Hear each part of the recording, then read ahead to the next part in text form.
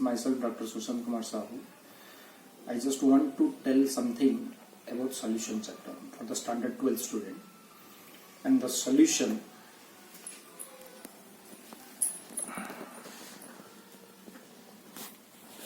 is the word which stands for consist of more than one components.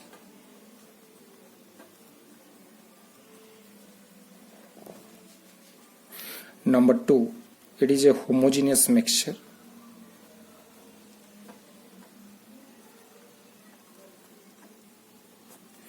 Number 3, they do not react with each other.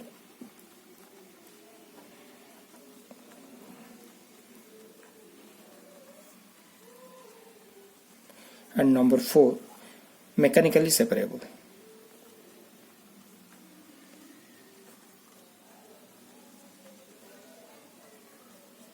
So first of all, we will discuss all these 4 points regarding the solution chapter. First of all, why this consists of why this consists more than one components. Because as we am telling about the solution, so first of all, it indicates that it is a part of mixture, and we know mixture consists more than one components. As it has more than one components, but as it consists only one phase, and for that reason it indicates that there should not be a chemical reaction in between them. First of all, for example, I will take one example for it. Salt, and it is added with water, and we are getting the salt solution. And when the salt is added with water, how many components you are getting? You are getting the 2 components. But after adding this salt with water, we can observe the one type of salt is totally miscible in water, and you are getting a salt solution. And there is no new product to obtain, and for that reason we are telling salt solution. The salt solution consists the properties of salt as well as the properties of water. So it has 2 components, but as the salt is totally miscible in water, so how many phase you are getting here? You are getting only one phase. But how many components you are getting? You are getting the 2 components. And for that reason we can say the salt solution is a homogeneous mixture, consists more than one components, and they do not react with each other. But some of the examples are there also. In some cases there is some reaction, but this reaction, for example, if you take ammonia, react with water, you will get the ammonium hydroxide. But the ammonium hydroxide itself is a ammonia solution. So ammonia solution is also a mixture. It is a mixture of diluted, it is a diluted ammonia.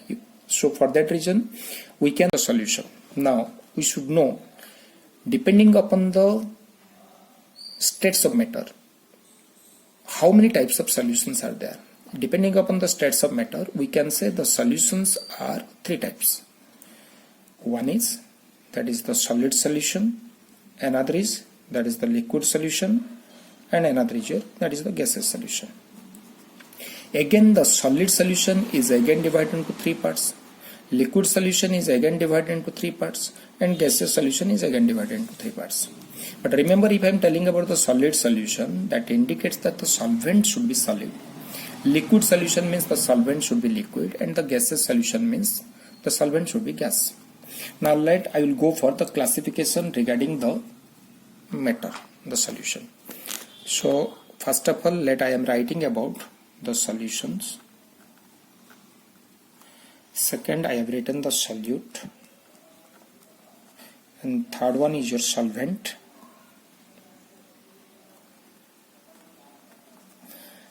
And next I will give some examples for it. So let's say, if I am telling about the solid solution, if I am telling about the solid solution, then the solute may be solid, but solvent is always solid. Solute may be liquid, but the solvent is solid. Solute may be gas, but the solvent is solid. We can express it solid in solid. We can express it liquid in solid, like that it can be expressed as gases in solid.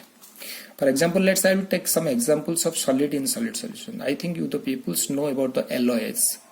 In the LOH, it is a mixture of metals with metals, and in some cases we are also adding some of the non-metals. In metals, if we will tell about the LOH like brass, Brass consists of copper with tin. It is one of the alloys of solid solution. Bronze, copper with zinc. And you can take the example of interstitial solid. Interstitial solid are also the examples of solid solution. For example, what is the meaning of interstitial solid first of all? Interstitial solid means when a small sized atoms are entrapped in a large size metal, then it forms interstitial solids. Like that, if you entrap carbon in titanium, then it forms titanium carbide. It forms one of the interstitial solids. And it is also the examples of solid solution. Like that, if you go for the liquid in solid solution, means here liquid present in solid, that is the metal amalgam. If you take sodium mercury amalgam, if you take zinc mercury amalgam, so those are the examples of liquid in solid. That indicates that those amalgams consist of, the term amalgam we are using first of all when any of the metal is mixed with the mercury.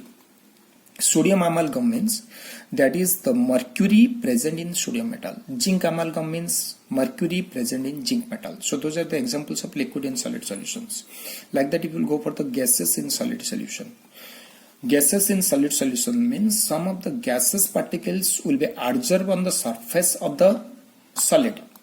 You can take the examples of occlusion. So what is the meaning of occlusion? Occlusion means when the metal adsorb on the surface of solid. Sorry, this is not metal adsorb on the surface of solid. Occlusion means the gas adsorb on the surface of metal. The word adsorb itself indicates it is a surface phenomenon.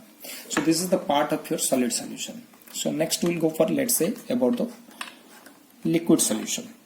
If I am telling about the liquid solution, again as like the solid solution, the liquid solution means the solute may be solid, but the liquid is always solvent. Solute may be liquid, but the liquid solvent is always liquid. Solute may be gas, but the solvent is always liquid. So those are called liquid solution. That is solid in liquid solution, liquid in liquid solution, and gas in liquid solution. If I want to take the example of solid in liquid solution, means I think most of the people know about this. It is a common examples like the salt solution, sugar solution. So those are solid in liquid solutions. Liquid in liquid solutions means two miscible liquid form a single phase. Liquid in liquid means if you take ethyl alcohol with water, let's say you will take the ethyl alcohol with water, methyl alcohol with water. So those are the liquid solutions. And gas in liquid solution. Gas in liquid solutions means you can take the cold drinks also. That is the aerated drinks. Aerated drinks means when any of the air dissolve in the liquid, then we can say it is aerated liquid. And we are using the cold drinks as an aerated drinks because this cold drinks consist of carbon dioxide as a gas and consist liquid. So carbon dioxide dissolve in liquid, so it is a part of your gas in liquid solution. So this is all examples of liquid solution. Next, I will go for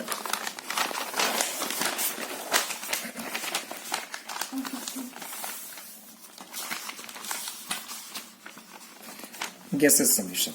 So if I am telling about the gaseous solution, here again as like the same, the solute may be solid, but the solvent is always gas. Solute may be liquid, but the solvent is always gas. Solute may be gas, but the solvent is always gas. So this is solid in gas, liquid in gas, and gases in gaseous solution. If I am telling about the solid in gas, means you can take the example of iodines in vapor. So if you take iodine in vapor, like that camphor in nitrogen, so those are the solid in gaseous solutions. If I am telling examples of liquid in gas, that is the simple examples, that is the humidity in air.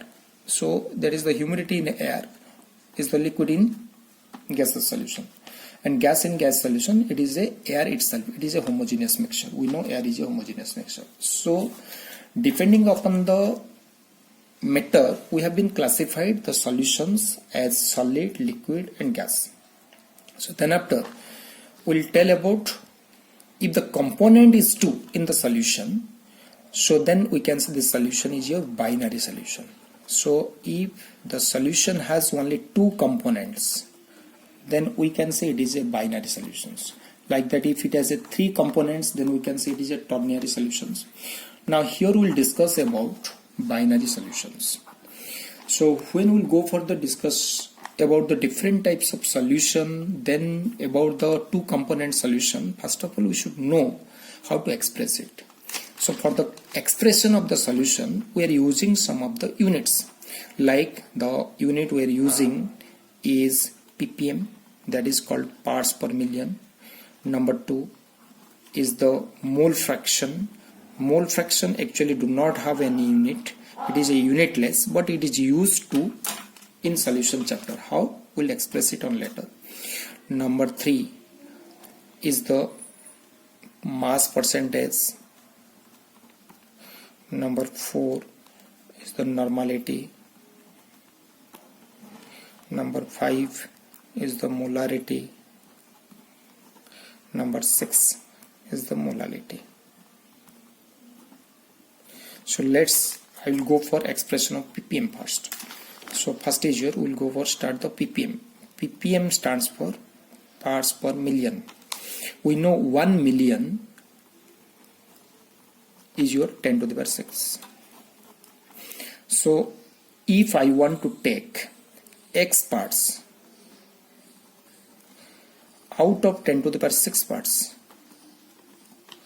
then we can say it is x ppm. For example, let's say you are taking a substance and the substance is divided into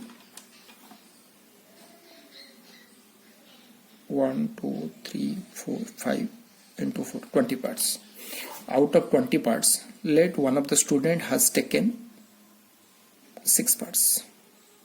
If a student has taken 6 parts, then I can say 6 parts he or she has taken out of 20 parts. That indicates we are taking the total part is 20. Out of 20, he or she has taken 6 parts. If I want to express it in ppm, then I want to make it out of 10 to the 6 parts, how many parts he or she has taken. So out of 20, he or she has taken 6. So out of 1, he or she has taken 6 by 20. And out of 10 to the 6, he or she has taken 6 by 20 into 10 to the power 6. So that will be your 6 by 2 into 10 to the power 5. So that is your 3 into 10 to the power 5. So I can say the 6 parts out of 20 parts is 3 into 10 to the power 5 ppms. So this is the expression of ppm. And we can also express the mass by volume ratio in the term of ppm also. For example, let's say you are taking 2 gram sugar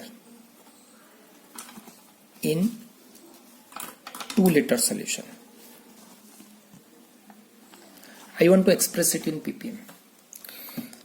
Remember, 1 ppm is equal to 1 mg per liter.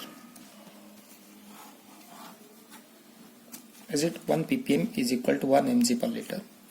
So if I want to take 2 gram sugar in 2 liter, I will tell about why 1 ppm is 1 mg per liter. Because we know if I want to take 1 kg, that is equal to 10 to the power 6 mg.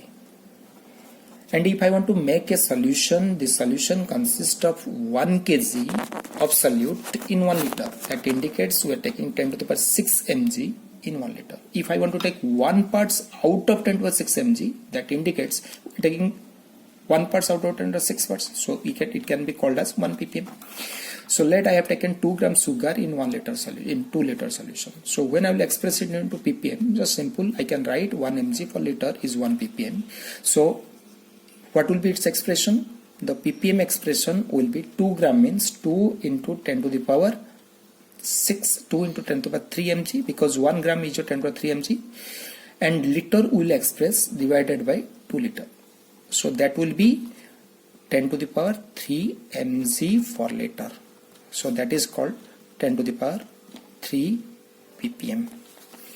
Are you getting up to this? So this is the expression of ppm. Now I will go for my first session up to mole fraction. So next we will go for the mole fraction. So here this mole fraction can be expressed as individual moles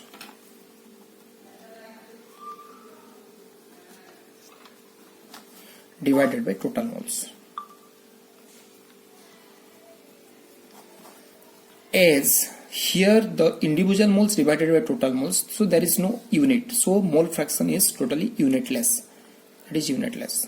I will take A is a solute and B is the solvent. I am taking A is a solute and B is a solvent. I have taken Na moles of solute and Nb moles of solvent. Then according to this formula, what is the mole fraction of solute? The mole fraction of solute is your individual moles of solute I have taken Na divided by total moles, means the moles of solute plus moles of solvent. So that is Na plus Nb. Similarly, what is the moles of solvent? Mole fraction of solvent, not moles of solvent. Mole fraction of solvent is your individual moles of solvent, that is Nb divided by total moles, that is your Na plus Nb. So if I want to take mole fraction of solution, so I can say that is the mole fraction of solute plus mole fraction of solvent. Mole fraction of solute I have taken Na by Na plus Nb, plus mole fraction of solvent I have taken Nb by Na plus Nb. So on adding you can get this is 1. So we can say mole fraction of solution is equal to 1. So I can write mole fraction of solution is equal to mole fraction of solute plus mole fraction of solvent, and that is equal to 1. I will take one example for it. You are taking the sugar, that is, let's say you are taking sugar. The formula of sugar is C12H22O11, that is sucrose, and we are taking, let's say, 34.2 gram sugar, and I want to form a solution by adding the sugar in 108 gram water. Means what I told, 34.2 gram sugar added to 108 gram water, and we are making a sugar solution. I want to find out the mole fraction. I want to find out the mole fraction of sugar, and also I want to find out the mole fraction of water. Here remember, I am just expressing this water as well as the sugar in the unit of gram. So first of all I will make it into number of moles. So when I will make it into number of moles, the general formula for the number of moles is the weight by molecular mass. And here what is the solute? Solute is the sugar.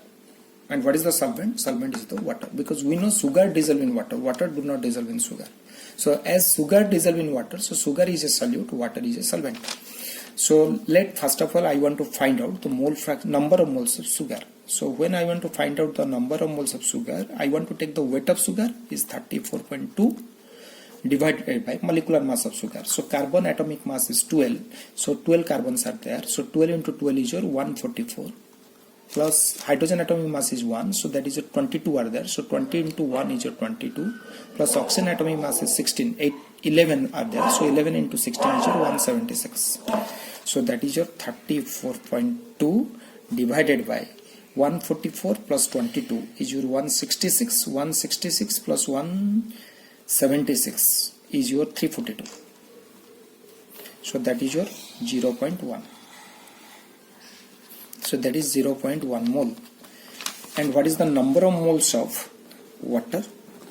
That is the weight of water we have taken is 108 gram, and The molecular mass of water, hydrogen atomic mass is 1, so 2 are there, so 2 plus oxygen atomic mass is 16, 18, so that is your 108 by 18, so that is your 6. So we are taking 6 moles of water. So what is the mole fraction of sugar? By putting this formula, I can say individual moles of sugar is 0.1 by total moles is 0.1 plus 6. So that is your 0.1 by 6.1. Similarly, what is the mole fraction of water? Individual moles is 6 divided by total moles, 6 plus 0.1. So that is your 6 divided by 6.1. So this is the mole fraction of sugar and this is the mole fraction of water. If you add this, then you can get the mole fraction of solution, and it is always equal to 1. So thank you.